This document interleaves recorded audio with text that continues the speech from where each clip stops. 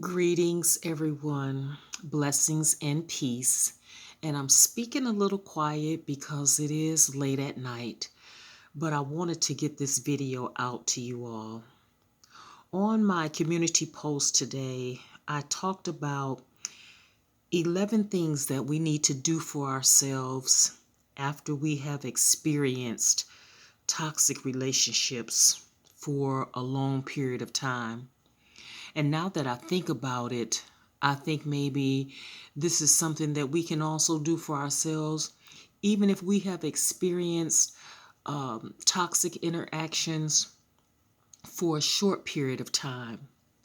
And so, as you know, on this channel, the toxic interactions or toxic relationships that I'm referring to include narcissistic gang stalkers, cyber stalking, cyber bullying, community stalking, ambient stalking, stalking of any kind.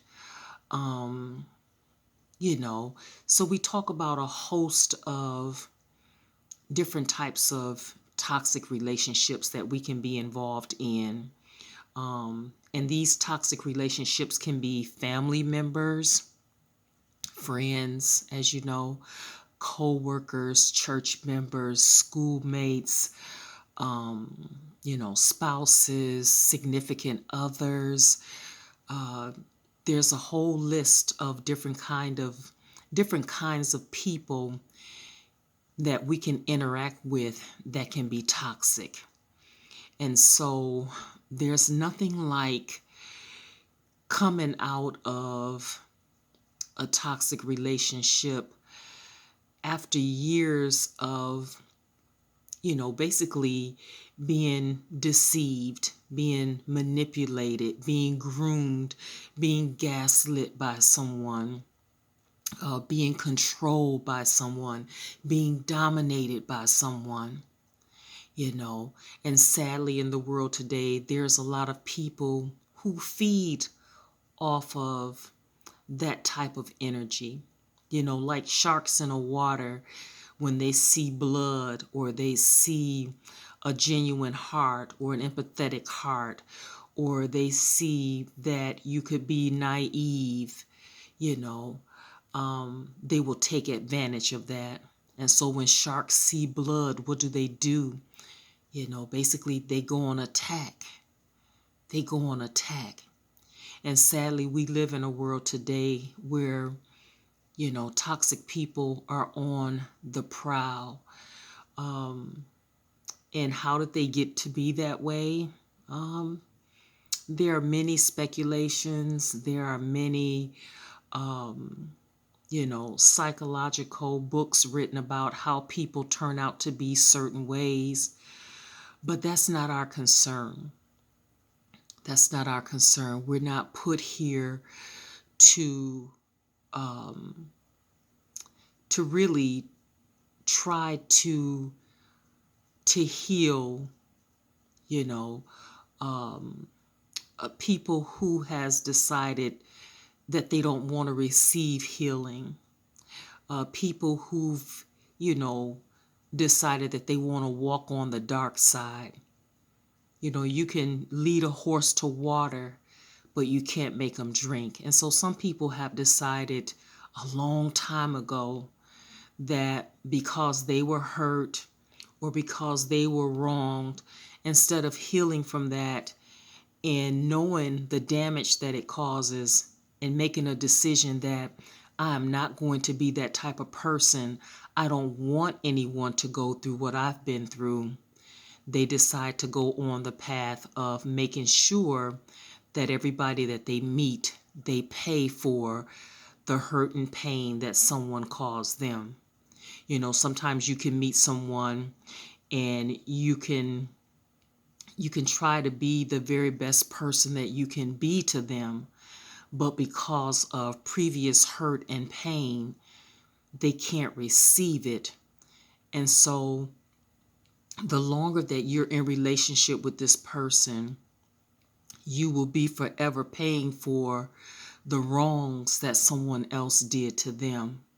I think I made a post on my community page that with narcissistic gang stalkers, everything and everybody that they touch, they will always break.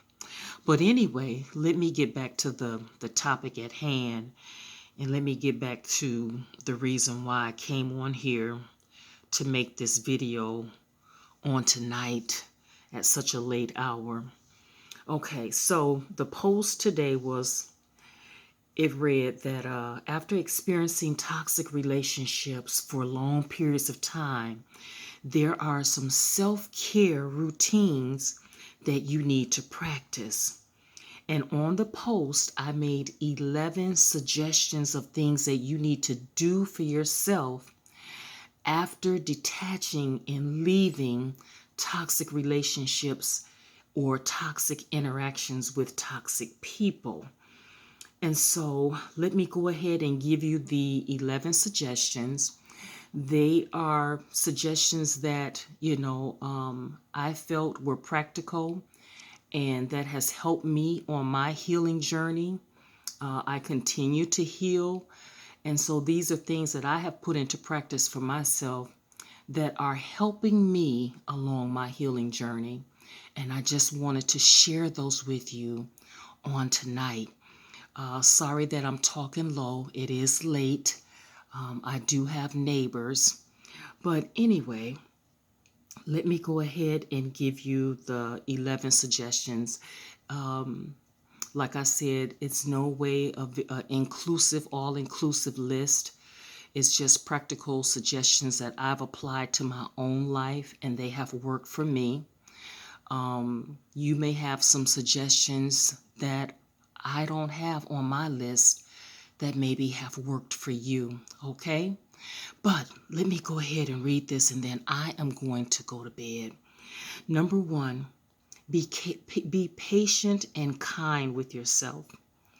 Number 2, take time to heal. Number 3, stop blaming yourself for the actions of others.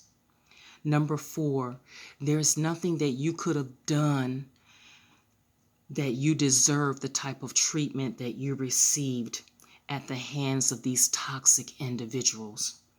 Number 5, pray. I think number 5 should have been number 1. Number 6, forgive yourself and forgive others. It is so important. Forgiveness plays a tremendous role on your healing journey, okay? Number 7, avoid people and situations that trigger you or make you feel bad about who you are as a person. Number 8, only talk to people that are supportive and trustworthy.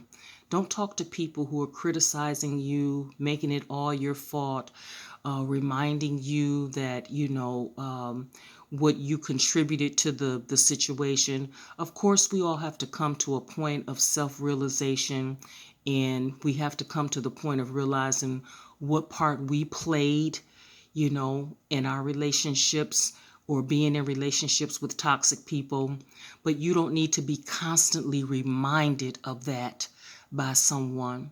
So if someone always wants to throw up in your face your past and what you did, and you weren't a good person and you weren't in a good space and so on and so forth, you don't need to confide and talk to those people. You need to find a community of people, even if it's just one or two, or sometimes it's just one person that will be supportive and trustworthy as you go on your healing journey, okay? And also you have to remember that as far as sharing your journey, you share that when you're ready. You don't have to share it with everybody. And, the things that you share, it should be to people who are on a need to know basis. If they don't need to know and if they can't help you, then you don't need to share it with them, okay? Number 9, don't allow perpetrators to guilt trip you or triangulate you with other perpetrators or triangulate you back into the relationship. Okay? Don't let these people drag you back into the mess that you walked away from. Number 10, find ways to serve others or establish hobbies that you enjoy doing. And number 11, last but not least, practice positive self-talk. And so that's all I have at this time. I'm going to end the video. Thank you so much for watching. Thank you so much for listening. I appreciate you all. God bless you and have a wonderful evening. Good night, everyone.